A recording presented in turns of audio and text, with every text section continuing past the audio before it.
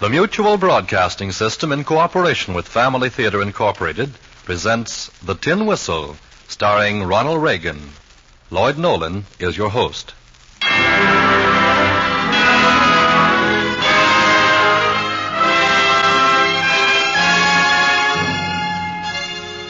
More things are wrought by prayer than this world dreams of.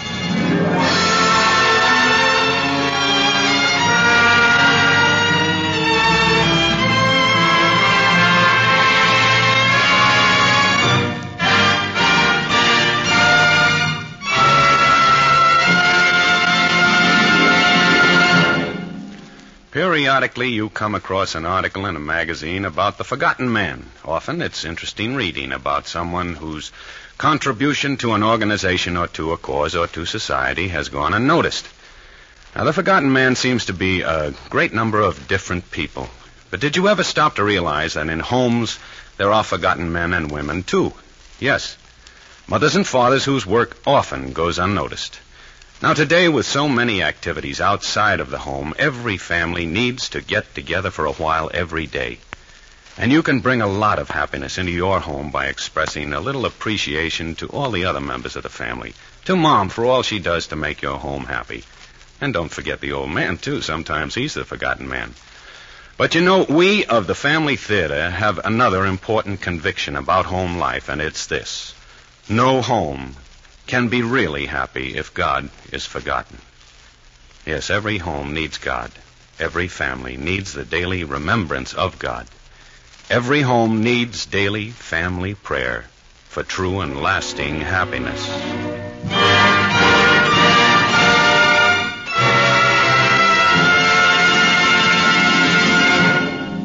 Lloyd Nolan returns for a few words with you following tonight's Family Theater story, The Tin Whistle, starring Ronald Reagan.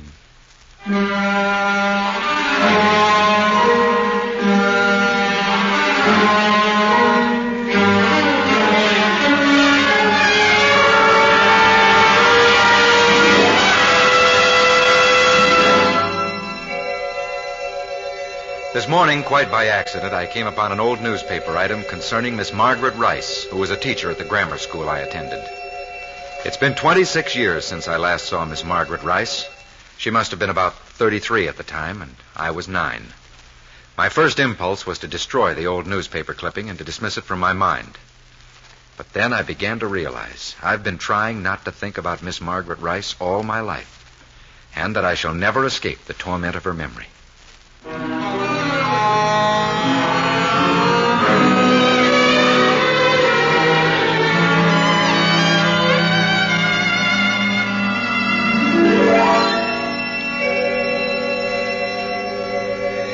It was on my 9th birthday that my father gave me the whistle.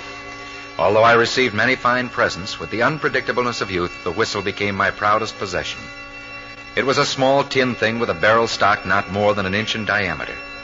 When you blew on it, it made a high, shrill blast, not unlike a police whistle. I gave it a tentative toot, and then put it aside to play with my other presents till bedtime. Martin, put your skates in the box now. It's time you were in bed. Oh, please, Mom, can't I stay up and play some more? It's my birthday, and these skates you gave me are my favorite present. No, Martin. Please, Mom, I don't want to go to bed. It's a half hour past your bedtime already. Well, then will you come up when I'm in bed and kiss me goodnight? All right. But just for a minute. Your father and I have a lot to do tonight, and he's had a very difficult day. He's always got work to do. Your father has to work hard to buy us the nice things we have, like your presents here. You gave me these skates. He didn't. I want to take my skates and whistle upstairs with me. May I, Mom? Yes. All right. Here, let me hang the whistle around your neck. Now go inside and say goodnight to your father, dear.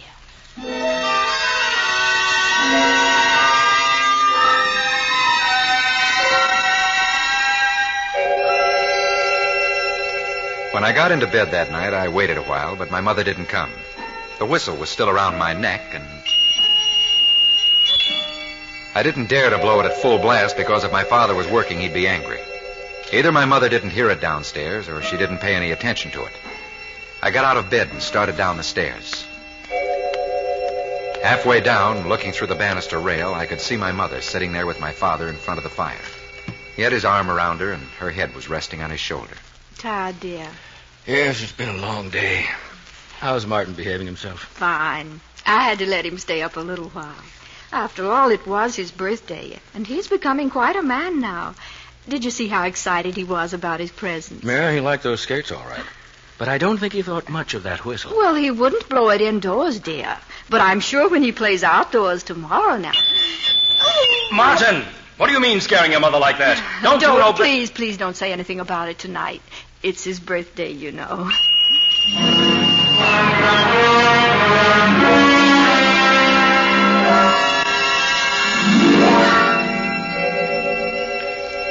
It wasn't long before my father began to regret that I'd been given a whistle. It held a growing fascination for me, and I was seldom without it, whether out of doors or in the house. Martin, stop that noise. Martin, did you hear me? Martin! All right, I heard you. Gosh, a guy can't have any fun. What did you say? Nothing. Why can't I blow my whistle? Because it makes too much noise. It's getting so we have to listen to that thing from morning till night, and I just won't stand for it. Now you'll either promise never to blow it in the house again, or I'll take it away from you. But I don't have to blow it so loud. See, I can make it very soft. Martin, your father said not to blow it in the house. Now, you either take it outdoors this minute or I'll... All right, I'm going. Gosh, what a house. A guy can't do anything. Can't have any fun.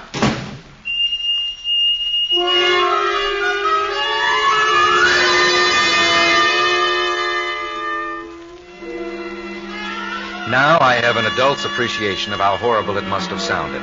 But at the time I felt persecuted, and it made the little tin whistle seem more important to me than ever.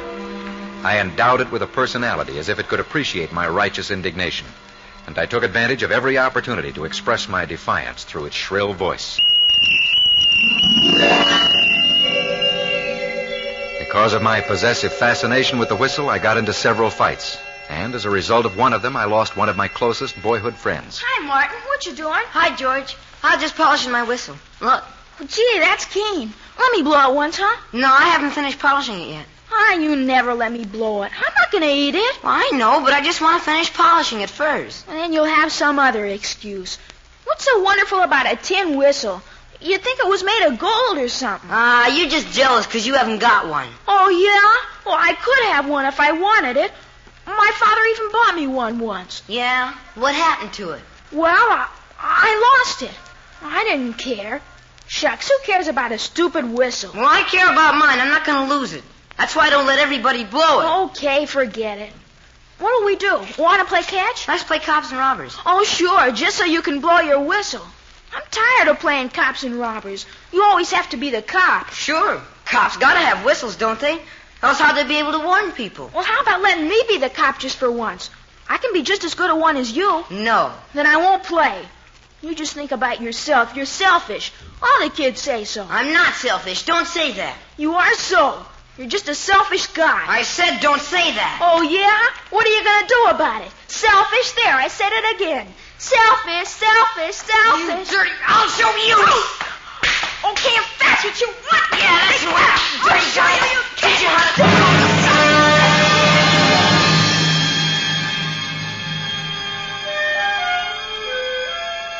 to... His name was George. I've forgotten his last name now. He was one of my best friends, but we were never friends again after that day. I often had to play alone, being my own cop to an imaginary robbery. Stop! Stop, I'll shoot! Bang, bang, bang, bang!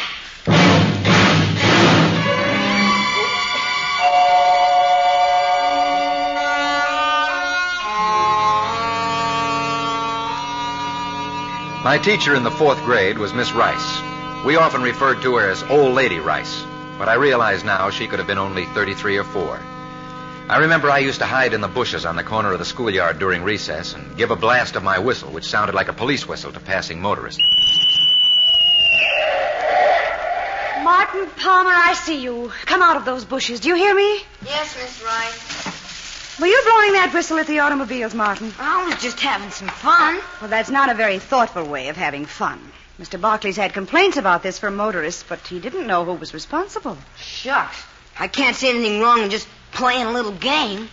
Give me that whistle. It's my whistle. My father gave it to me. I am not asking questions, Martin. I am giving you a direct order. Give it to me. Oh, shucks. Thank you. Now, when you promise not to do this again, I'll return your whistle. You'll be sorry for this. I'll tell my father on you. He'll be good and mad. I'm not worried. Remember, I'll be waiting for your promise. I'll never promise. You'll see. My father can lick Mr. Barkley any old day.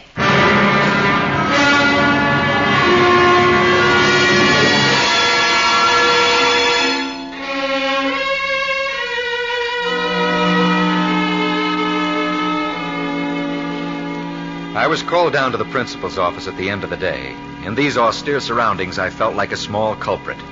Mr. Barkley wore a very high, stiff collar that seemed to push his chin up, made him look even more imposing. I guess he was quite a handsome man, but he looked like an ogre to me then. Martin, what is the meaning of this?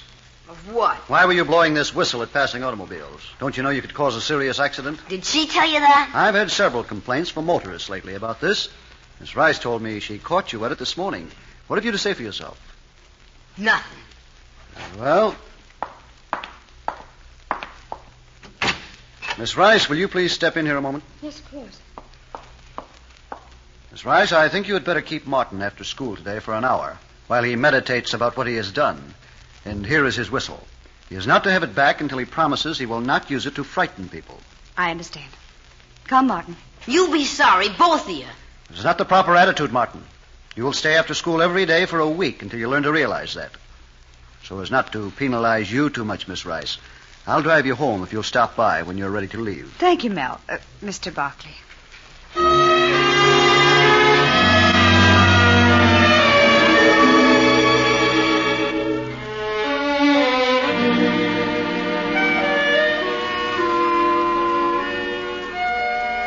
I was determined to get even with them and show them they couldn't keep my whistle. I told the other kids that Miss Rice kept me after school every day just so she could wait for Mr. Barkley to drive her home. This, of course, provided a juicy item for conversation, especially among the girls. They even made up songs about it. Oh, Lady Rice, she can't fool me. She's in love with Mr. B. The girls drew hearts on the sidewalk and on the sides of buildings, with Miss Rice's and Mr. Barkley's initials on them. The boys held up their end, too. Old Man Barkley and old Lady Rice stay after school. Ain't that nice? I think the first time Miss Rice had any evidence of what was going on behind her back was the day she caught me passing a note to a girl who sat at the desk across the aisle. And at the request of Thomas Jefferson, the Lewis and Clark expedition was authorized by Congress in 1803. Their object was to obtain further information about the country west of the Mississippi River, to discover what the regions had to offer of value, and to search out the Indian tribes there. Meriwether Lewis and William Lucy, Clark... shh. Here, take this note. No, she'll see us. No, she won't. Here, take it. It's funny. All right. Until they reached the forks of the Missouri and named them the... Martin Palmer, can you tell me what they named the three rivers? What did you say, Miss Rice? I knew you weren't paying attention. Lucy, bring me that note. But Miss Rice, I don't... You heard me. Bring it here immediately. Quick, tear it up. Don't let her see it. I knew she'd see me. Why didn't you listen? Lucy, Yes, Miss Rice. I'm curious to see what is of more interest to you two at this point than the Lewis and Clark expedition. Hand me the note, Lucy. I didn't want to take it. Martin made me. Honest. Quiet, quiet. Now then, let's see what was so important. I'll bet Miss Rice and Mr. Bach... Lucy, is this the note Martin gave to you? Yes, Miss Rice. I didn't want to take it. Never mind, Lucy, never mind. You may take your seat. Martin, come up here. But, Miss Rice, I was only... I said to come up here this minute. Yes, ma'am. Martin, did you write this note? Answer me, did you write this note? Yes, ma'am, but I... Why? Did you think it would be funny? No, ma'am. I mean, well, I was only making a joke. Is this your idea of a joke? Ridiculing people. Making fun of them behind their backs? But I didn't mean to make fun. Do you think Mr. Barkley would think this was funny? No, ma'am. I think it was a low, mean, disgraceful thing to do. A man like Mr. Barkley, so fine, so... Oh, Martin, how could you?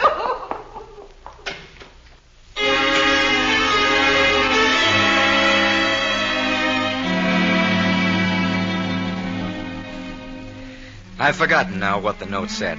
Maybe I want to forget. But it must have been something very cruel and nasty. I remember I was stunned by Miss Rice's sudden reaction and somewhat frightened. I had expected her to slap me or to take me by the ear and march me down to Mr. Barkley's office.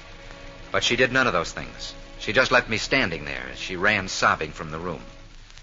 I looked around at my classmates, and the expression on my face must have been ludicrous, because suddenly they began to laugh. It surprised me at first because I was still shocked by Miss Rice's peculiar behavior. But as the laughter continued, it swept me up, and I began to laugh with them. Then suddenly I realized they were not laughing at me, but with me. Of course, I was a hero. I'd put one over on Miss Rice.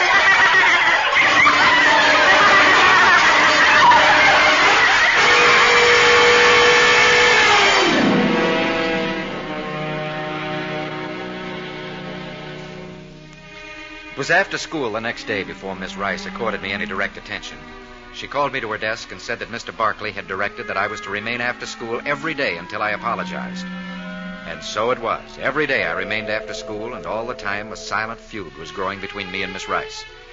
I was determined that I would make her give me back my tin whistle, and I was just as determined that I would never apologize. She never called upon me to answer questions, and my lessons were received and graded without comment. It was as if I was in possession of some dark secret concerning her private life, and she wished not to remind herself of the fact. The girls in the class continued their fascinated speculation. Know what?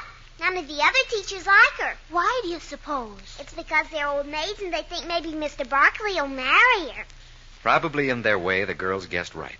Most of the teachers were strict, proper, straight-laced, and Miss Rice was definitely much younger and much prettier than any of them. It was a small school and a small town. Once going home late after school, I overheard two teachers talking. I really feel it's not proper. Not proper at all. And not in front of susceptible young minds. What I don't understand is Mr. Barkley. He's so careful in most respects. He obviously dreams of being county superintendent someday.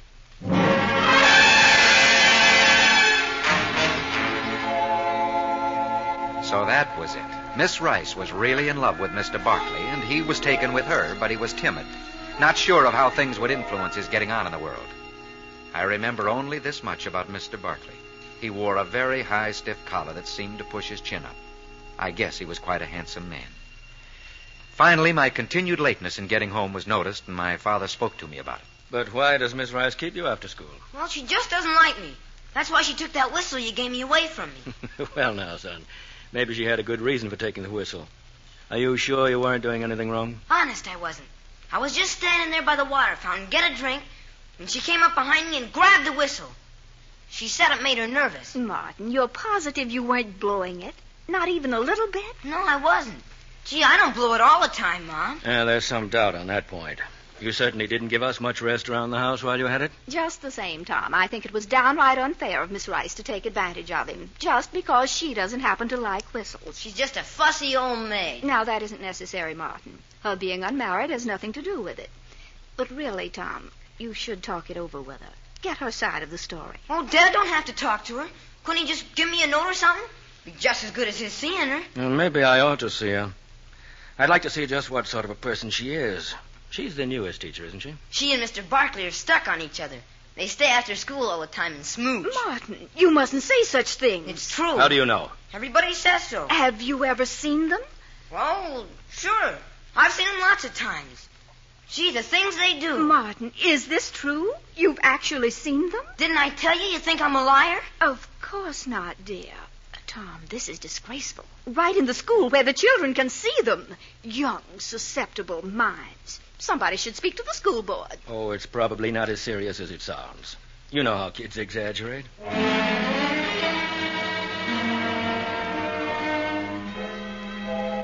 Things happened fast after that. My father and mother became terribly interested in the affairs of Miss Rice and Mr. Barkley, and they communicated their interest to other parents. For my part, I had just one idea, to get back my tin whistle and to get it back without making any promises or any apologies. Who does she think she is anyway, Miss High and Mighty? Thinks she's got influence because she's a principal's pet. Well, I'll show her. I'll make her give me back my tin whistle. I feel a little sick, even 26 years later, when I think of that hearing. The school board had to take action. The grown-ups had convinced themselves that this was a scandal. Our young, susceptible minds were in danger of being tainted. It was all rather shamefaced and mean-spirited. Martin, did you ever see Mr. Barkley kissing Miss Rice? Yes, sir. Where? In his office. I saw him. They kissed each other lots of times. Thank you, Martin. Miss Hennessy. Yes, sir. Miss Hennessy, as a teacher in the Princeville Grammar School, are you of the opinion that there has been anything, shall we say, out of the ordinary going on between Miss Margaret Rice and Mr. Melvin Barkley? Well, I hate gossips and always have. But I've been a teacher in Princeville for over 30 years. 32 to be exact. I've always tried to do the best job I could and be proud of my duty to guide the destinies of the younger generation. Yes, Miss Hennessy, but answer my question. Would you say Miss Rice and Mr. Barkley have been setting a poor example for the students in their school? Well, I've always held Mr. Barkley in the highest respect. Frankly, I don't know anything. Not directly. I wish you wouldn't insist.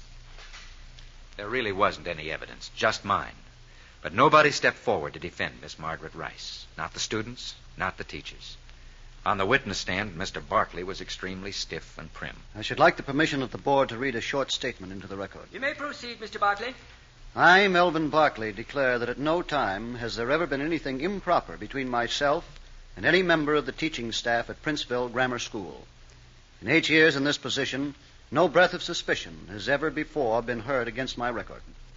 I have at all times been conscious of my solemn obligation to conduct myself in such a way as to provide the susceptible minds of youth with an example of firm, dignified, and impartial behavior.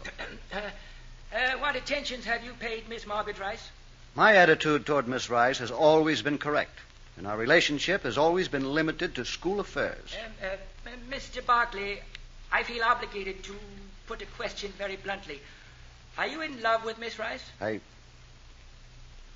No, sir. To your knowledge, is Miss Rice in love with you? Well, really, sir, I'm sure I don't know. This is most embarrassing. As a gentleman, I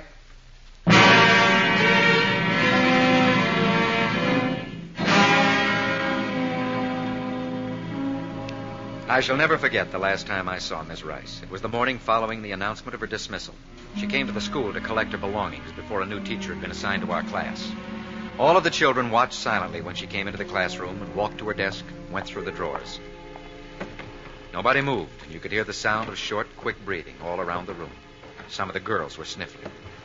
Miss Rice found what she was looking for. Martin Palmer. Yes, Miss Rice? Come here, please. No, don't be frightened. It's all right. I believe this is your whistle, Martin. Yes, ma'am? Do you think you can behave yourself now? Yes, ma'am. Thank you. Goodbye, children.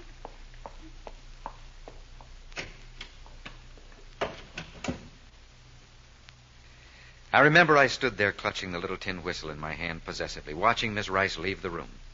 I looked around at the class, and their faces were as stiff and white as chalk. I felt they were waiting for me to do something, some act that would break the tension and snap us all back to the free and relaxed normalcy of the classroom. The only thing I could think of was the whistle. I put it to my lips and blew it at the departing Miss Rice, defiantly and with all my might.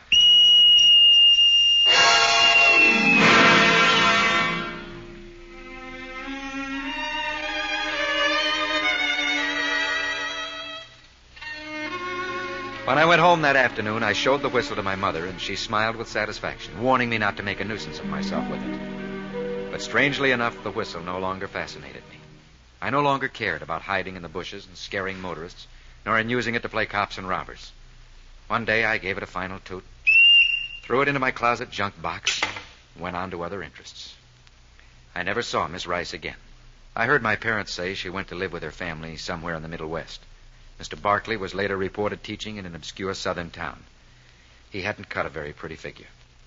There was an ugly, smoldering cloud of shame over our town for several weeks after the school board meeting.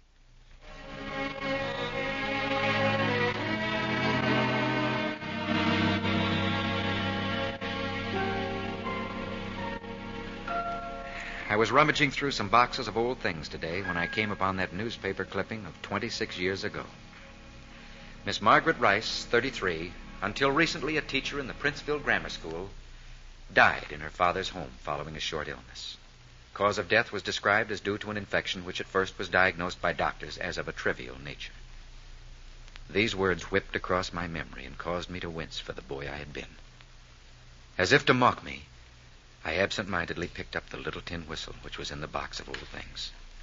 It was now battered and musty. Almost involuntarily, I put it to my lips and blew. The whistle left a sharp, rancid taste in my mouth. Oh, God. God, forgive me.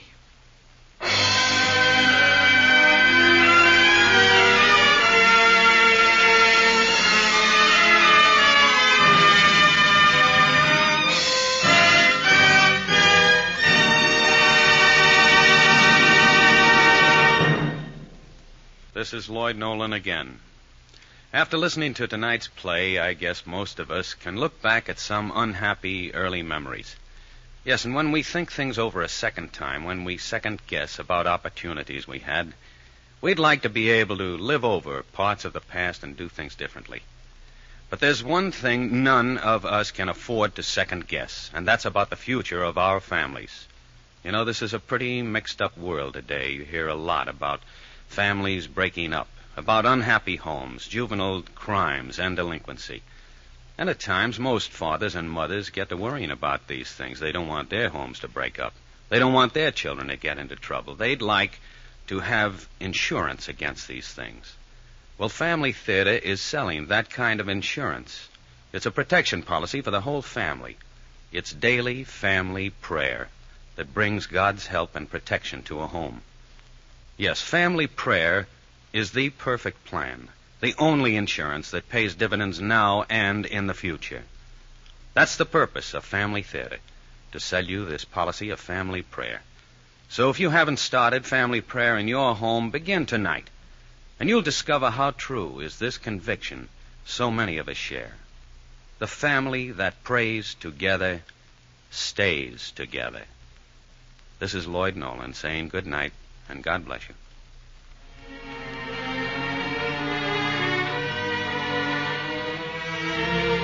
Before saying goodnight, our thanks to Ronald Reagan for his performance this evening and to Richard Burdick for writing tonight's play. Music was scored and conducted by Max Terr. This production of Family Theater Incorporated was directed by David Young. Others who appeared in tonight's play were Francis Whitfield, Tommy Bernard, Charles Seal, Jerry Farber, Mary Lansing, Hal Gerard, Ann Whitfield, and Jean Layton. Next week, our Family Theater stars will be Jane Darwell and Bobby Driscoll in Jamie and the Promise. Your hostess will be Joan Leslie. This series of the Family Theater broadcasts is made possible by the thousands of you who felt the need for this kind of program and by the Mutual Broadcasting System, which has responded to this need. Merrill Ross speaking.